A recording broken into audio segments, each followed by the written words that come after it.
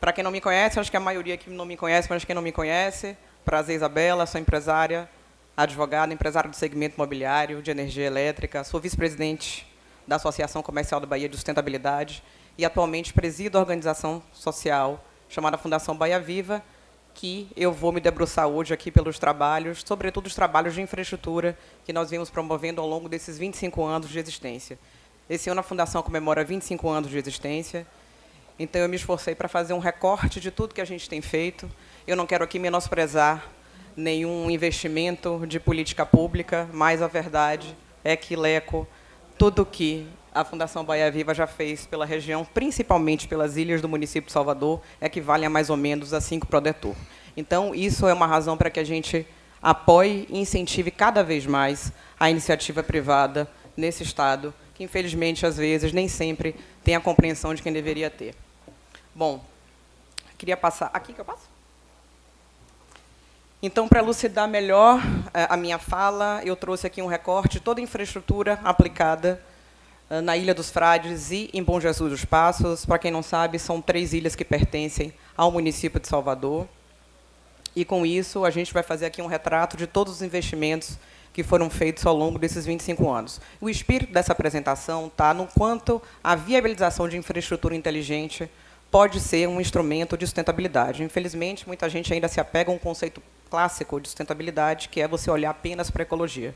E o que a gente vem vendo é que é importante, é fundamental, você valorizar outros 2 pilares do conceito da sustentabilidade, que é o conceito econômico e o conceito social. Então, se eu pegar apenas, se restringir apenas ao cuidado com a ecologia, é uma coisa ultrapassada, quando, na verdade, afasta, né, a melhoria da qualidade de vida das pessoas, se não aliado a esses 2 outros pilares, que são os pilares da economia e os pilares sociais dessa equação que a gente se esforça tanto para poder atender e cumprir e dar uma sobrevida ao nosso planeta.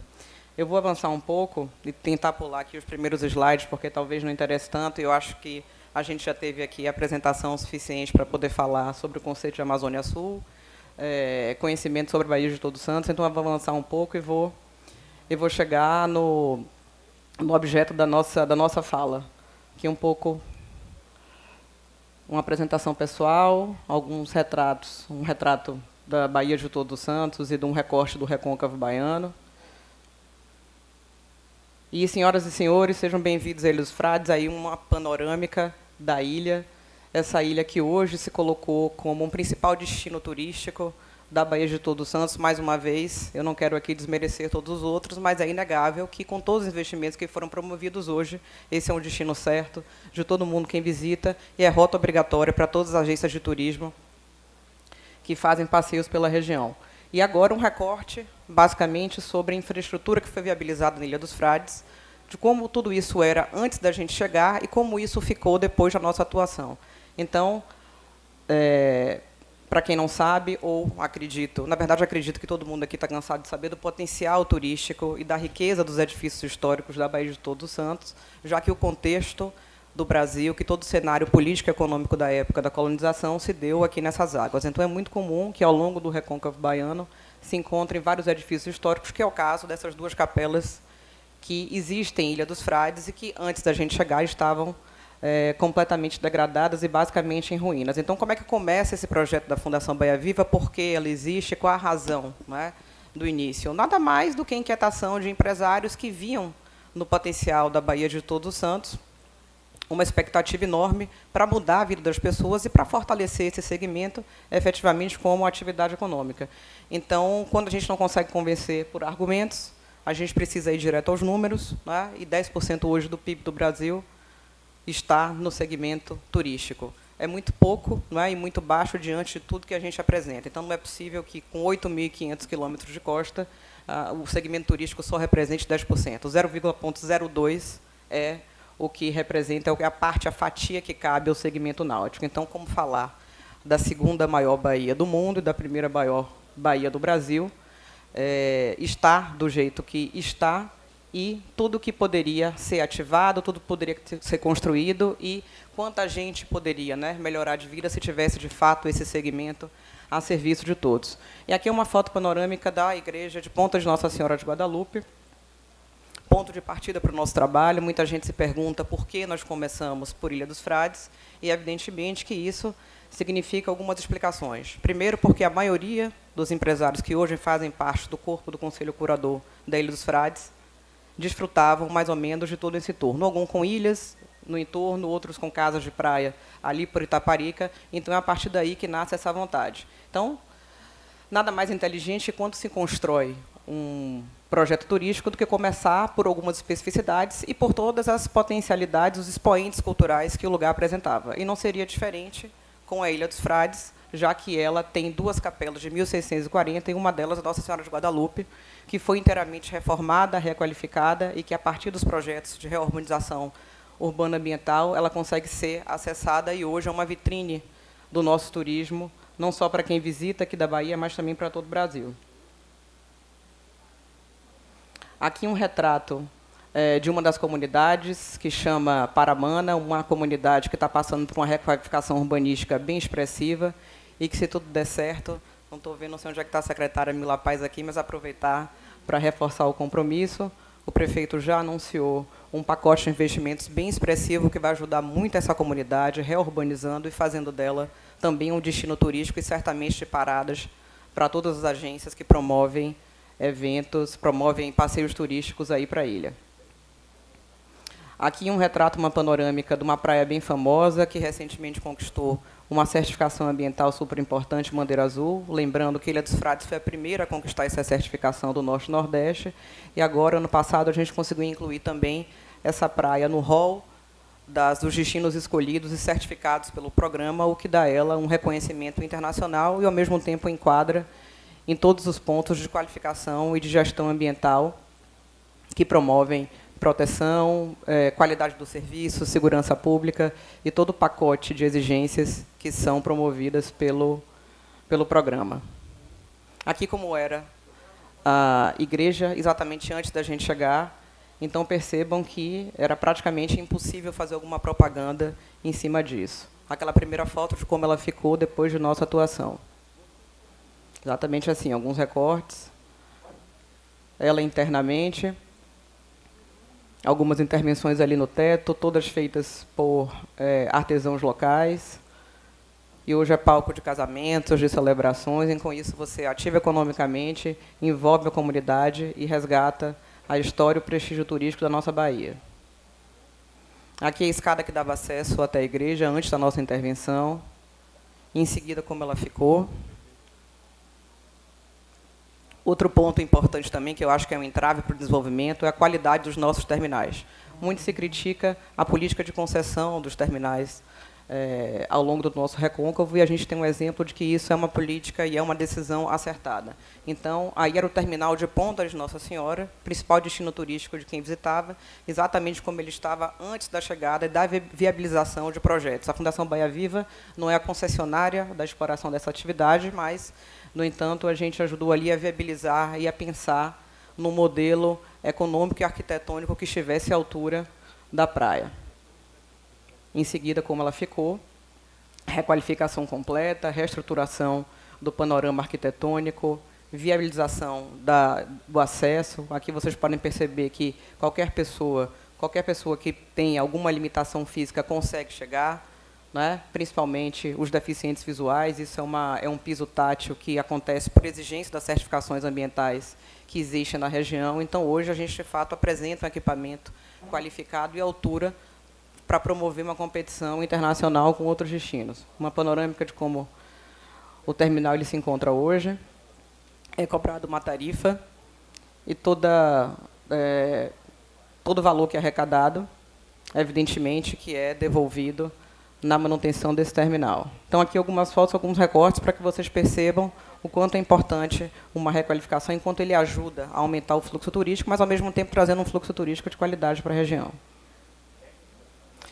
Aqui, agora, a gente vai entrar numa sequência de requalificação dos serviços que são oferecidos, serviços gastronômicos, serviços turísticos. Isso não acontece apenas por uma vontade da Fundação Bahia Viva. O programa Bandeira Azul, a partir do momento que ele se instala, uma das exigências dos critérios é a requalificação do serviço.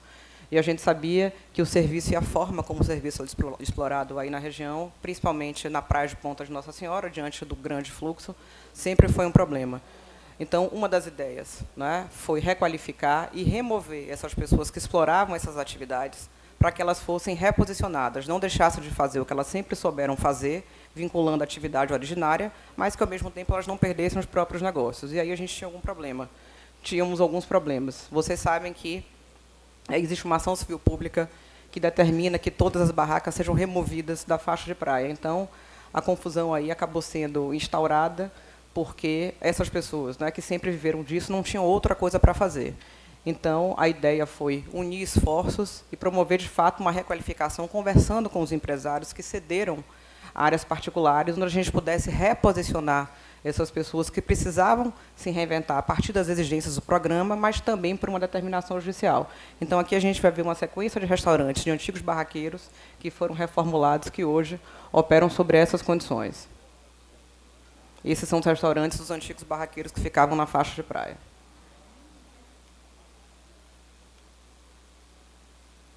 Todas as pessoas e a comunidade envolvida, então, todo mundo que ganhou os seus quiosques, que antes operava na praia, passa por uma série de cursos de qualificação de mão de obra, manipulação de alimentos, de como atender melhor o cliente. O resultado é uma população satisfeita, ganhando dinheiro e com atenção e compreendendo, de fato, o conceito de sustentabilidade e a importância de você ter um ordenamento urbano, se é que a gente quer oferecer um produto turístico ou quer se comportar como um destino turístico minimamente frequentável.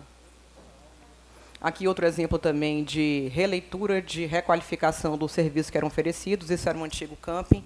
Então, por todo o corpo de legislação que é aplicado aí, pelas limitações ambientais, a gente sabe que a atividade camping, muitas vezes, ela é potencialmente poluidora. Para que essa moradora da comunidade não se afastasse do que ela sempre soube fazer, a gente propôs a ela também uma releitura, uma requalificação do camping. Então, o que era antes um camping explorado de forma completamente equivocada, passou por urbanização e ela ganhou casinhas nesse estilo, e a gente fez uma cooperação com algumas amostras de decoração que acontecem aqui na cidade de Salvador, para que os arquitetos, digamos assim, arrumassem e ornamentassem os interiores das casinhas. Então, elas ficaram assim. Então, que era um camping antigo, um camping sem nenhum critério de organização, hoje você consegue atender melhor essas pessoas que gostam desse tipo de turismo de experiência. Aqui o famoso restaurante Preta, aqui uma ação de empreendedorismo que a gente vem desenvolvendo na ilha. Então, ela não se restringe apenas a qualificar o serviço daqueles que moram lá, mas também potenciais empreendedores e pessoas que demonstram vontade de empreender e negócios que se destacam, sobretudo na gastronomia. Então, a partir dessa iniciativa, dessa nova fase da ilha, que apareceu o convite Angelus Figueiredo, a famosa Preta, e que hoje é o hotspot, digamos assim, é a grande novidade, não mais novidade pelo tempo que ela está aí, mas o restaurante que é mais conhecido, né, por todo mundo que visita e pelos turistas de fora do estado. Aqui também outra iniciativa em parceria com a Fundação Bahia Viva, que é a pousada, que é um anexo do restaurante Preta, também feito e manipulado com materiais da região, ativando a economia local, 100% de contratação da mão de obra local. Então, quem visita o destino hoje consegue ter acesso a instalações que estão à altura de tudo que a nossa Bahia pode oferecer. Então, percebam que tudo que é feito, né, ao longo da demonstração dos nossos slides, tudo que é feito é cuidadosamente pensado e feito a partir de recursos de reaproveitamento que estão à disposição de todo mundo da ilha, usando 100% de mão de obra local. Aqui uma panorâmica da Praia de Ponta de Nossa Senhora, com as exigências que são feitas pelo programa Bandeira Azul, né? E aí Alexandre e Santiago sabem bem as dores, né, que nós atravessamos ao ser a primeira praia a propor o balizamento de praias, essa proteção ao banhista que tem previsão legal e que foi fundamental para que você ordenasse o tráfego, né, náutico da região e também a tendência aos critérios ambientais, como, por exemplo, balneabilidade da água, né? A gente sabe que com a falta, com a precariedade dos investimentos turísticos do nosso destino, a balneabilidade da água sempre se torna um quesito assim longe de se atingir. E hoje o balizamento é responsável pela balneabilidade, pela garantia da Praia de Ponta de Nossa Senhora dentro do programa.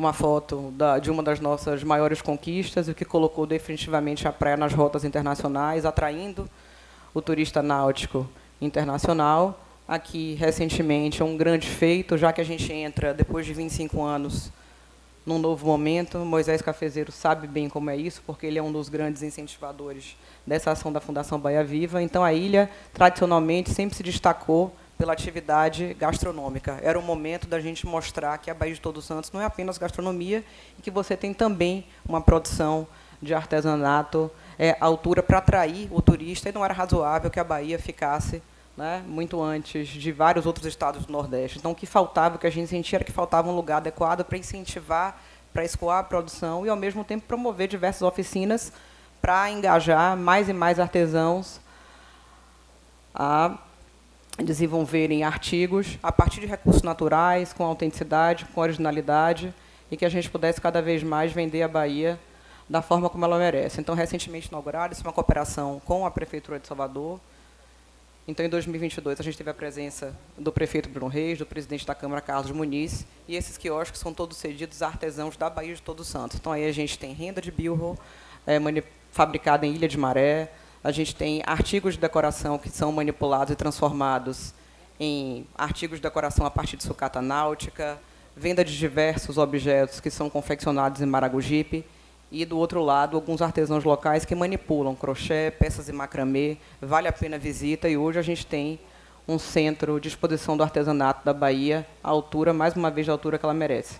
Aqui um pouco das comunidades que estão no entorno, então a gente não pode esquecer que, nem deixar de lado, que todo projeto turístico ele precisa vir acompanhado da melhoria da qualidade de vida das pessoas, razão pela qual só faz sentido você fazer investimentos turísticos se efetivamente as pessoas que vivem disso, mas antes de forma precária, passem a melhorar e cada vez mais ter acesso a índices de dignidade da pessoa humana. Aqui, uma comunidade que fica na ilha, a maioria das pessoas que trabalham nos serviços em Ponta de Nossa Senhora vivem aí nessa comunidade de Costa de Fora, e um pouco do recorte da urbanização que a gente fez nessa comunidade.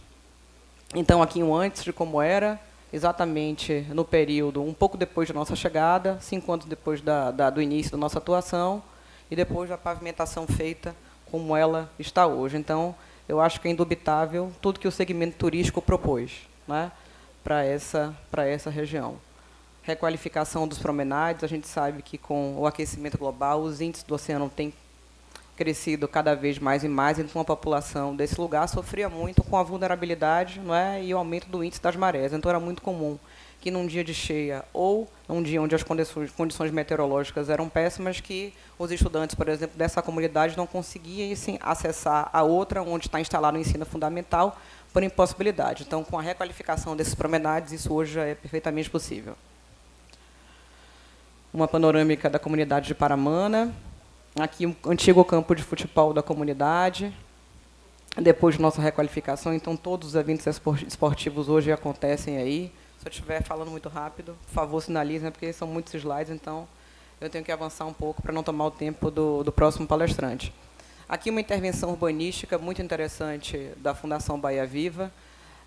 Eu não vou dizer que é uma intervenção original, porque existe em outros lugares, mas talvez na Baía de Todos Santos ela tenha sido pioneira, que são os famosos promenades. Então, no início, muita gente apresentou resistência. Hoje já se entende que é a grande forma de se promover viabilidade entre essas ilhas e dentro das próprias ilhas, já que não é fácil você morar e habitar num território costeiro, dada a vulnerabilidade das condições meteorológicas. Então, todas essas intervenções hoje que acontecem no entorno da ilha permitem que os moradores se comuniquem e acessem, né, os pontos de forma mais fácil, e, eventualmente, também, amanhã ou depois, se houver investimentos nessa região, você já teria aí um ambiente preparado. Aqui um retrato de tudo que é feito. Mais uma vez, vale dizer que tudo isso com recurso próprio. Os promenades. Uma espécie, não é exatamente uma promenade, aí são pontes que ligam os pontos da ilha por dentro. Percebam que aí você tem o aproveitamento máximo, intervenção mínima, né? Aí, no caso, uma área, não é uma área de preservação permanente, mas você tem muitas mudas aí, muitas árvores de espécie nativa, então todas as intervenções são pensadas para que elas não interfiram tanto na cobertura vegetal. Aqui a gente vai direto para o outro ponto da ilha, seguindo também a mesma estratégia de como tudo foi feito e pensado em Ponta de Nossa Senhora. Nós temos aí a famosa Capela do Loreto, que já é um cartão postal de quem visita a Baía de Todos Santos, também uma capela de 1640, e pensando do mesmo conceito de sustentabilidade que foi aplicado à Ponta de Nossa Senhora. Então, não adianta apenas você promover toda essa requalificação, a gente precisa imaginar e entender como ela sobreviverá aos tempos. Então, diferente do que acontecia em Ponta, não tem nenhuma comunidade aí no entorno. Então, qual era a solução para que esse lugar se mantivesse por si só e você não precisasse ficar dependendo de intervenções esporádicas de tempos em tempos?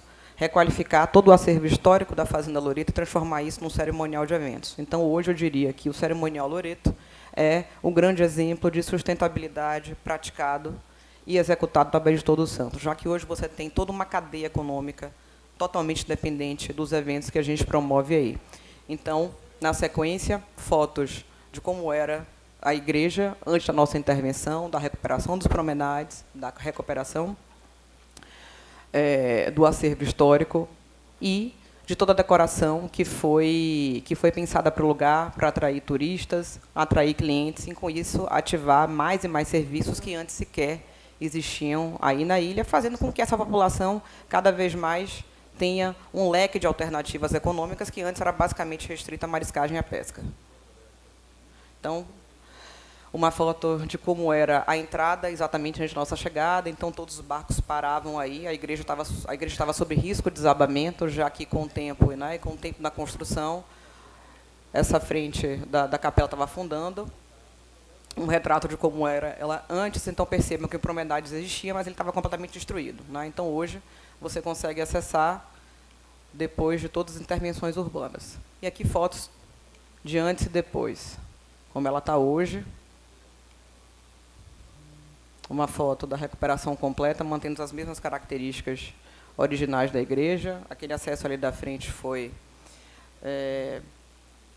fechado, e para isso foi pensada numa estrutura que fica exatamente ao lado, justamente para que os barcos não causem impacto e, com o tempo, o chão vá cedendo. Aqui fotos do casarão que foi reformado, que hoje é palco de grandes eventos, eventos corporativos, eventos de casamento, eventos sociais. Aí existia, e a gente está fazendo uma reformulação, um centro de memória das ilhas. Então, é importante que, ao visitar a Baía de Todos Santos, eu acho que todo mundo, né, todos que estão aqui, que são entusiastas da Bahia como eu, sentem falta, Lourenço, numa clínica geral que situe a gente em relação à história e importância que a gente teve. Então, aí existia um centro de memórias da ocupação das ilhas, ele vai ser reformulado para outro lugar, com muito mais detalhes, com muito mais elementos históricos, que vai permitir que quem visite compreenda um pouco onde está.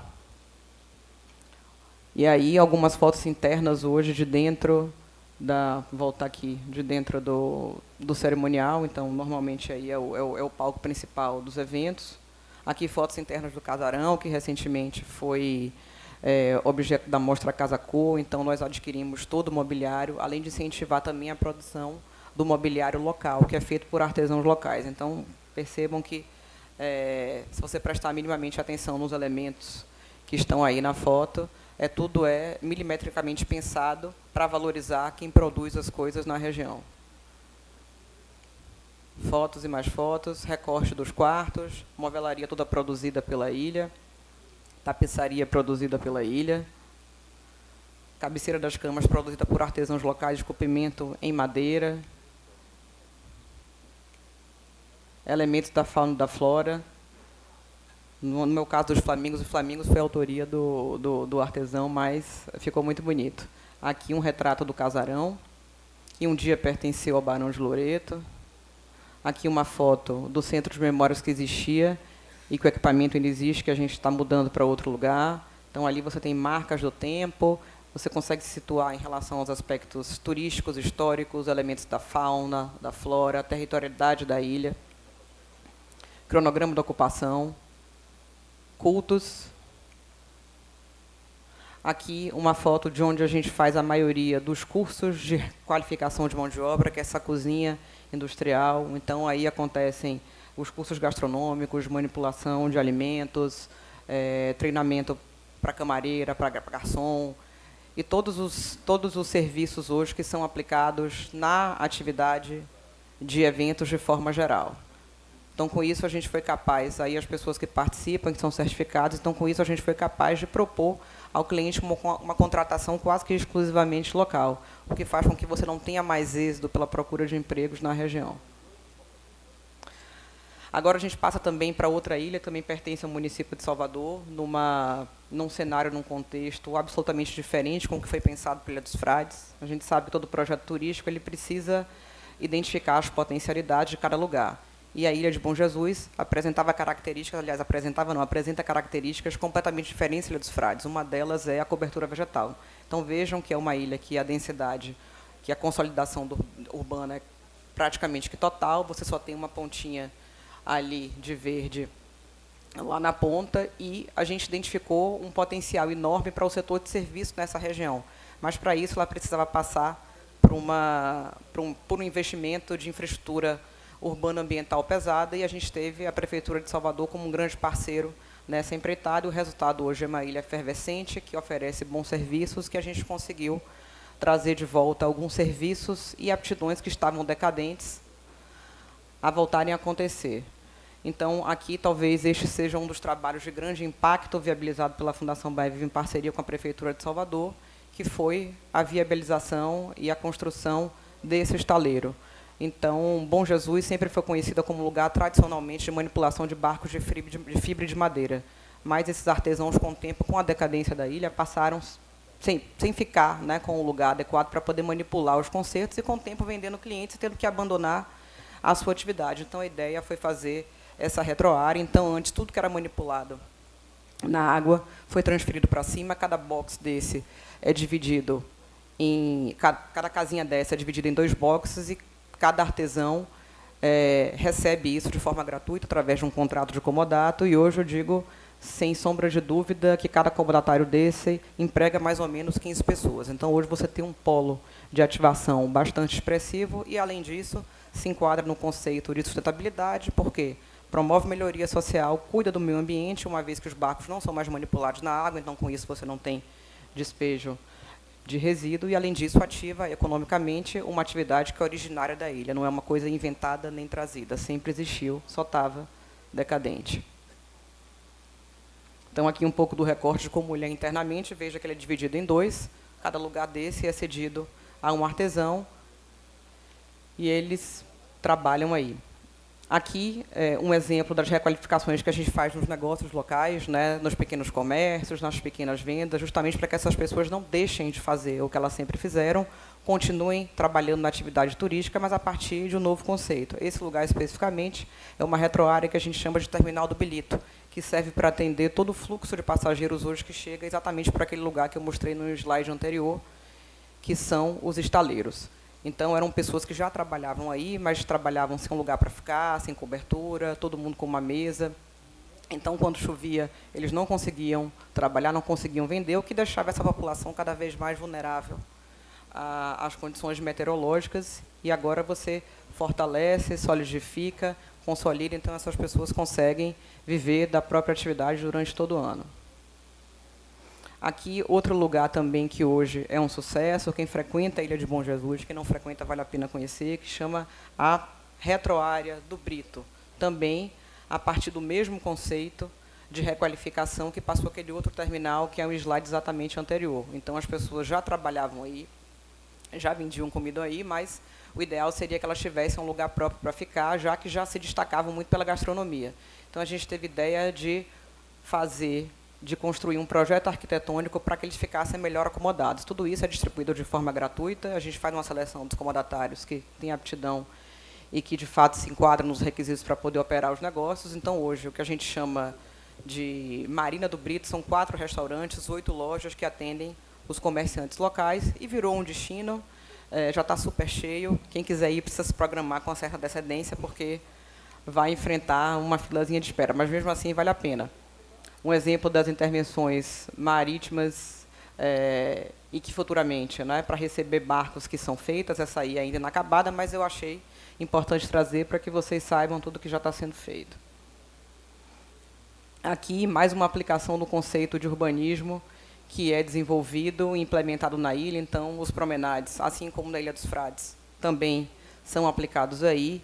e ele foi capaz de emergir e resgatar lugares que estavam absolutamente decadentes. Então, esse lugar hoje é um lugar que a gente chama de Praia da Pontinha, que era um lugar que antes era palco de tráfico de drogas e de outras coisas que não vale a pena ficar me desdobrando aqui, e que hoje é um lugar frequentado pela população, virou um destino da ilha, virou um point frequentado pela comunidade, frequentado pelos veranistas, e um dos exemplos de requalificação urbana que fazem valer todo o discurso que eu venho defendendo desde que assumi a presidência. Aqui, mais um ponto em parceria, em cooperação com a Prefeitura Municipal de Salvador, que é o primeiro, é com o Porto das Ilhas.